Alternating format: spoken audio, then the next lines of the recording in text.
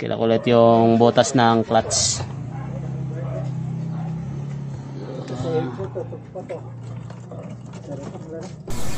So ang location ng butas dito sa banda ilalim ng ignition coil. Ayan, pagpasok dito sa kaliwa. Ayan, kaliwa. Pagkaharap mo yung engine sa kaliwang banda. Ayan, yung butas na yan, oh.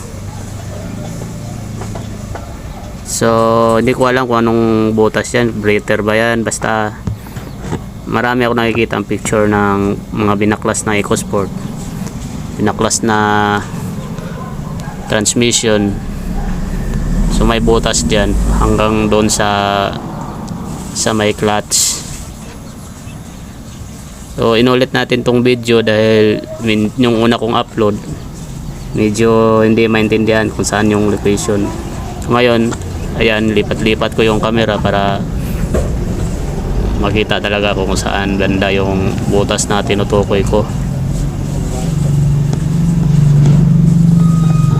Medyo mahirap siya makita pag titingnan mo lang doon sa bandang itaas. Hindi siya makikita.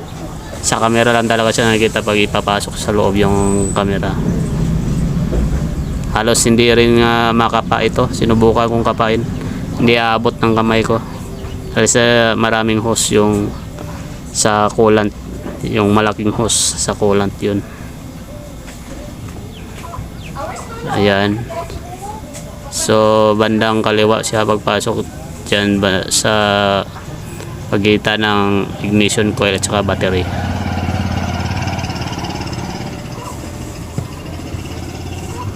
Yan, ulitin natin, pasukin yun, tapos sa kaliwa banda, ayun yung malit na butas. Yan, yan, naka zoom in yan. So sana malinaw na at sana mag comments kayo kung ano yung butas na yan. Hindi ako mekaniko kaya hindi ko alam kung para saan yung butas na yan, kung bakit may butas dyan. Ay kapag nabasa yung makina, saktong-sakto talaga napapasok yung tubig kasi nasa ibabaw siya.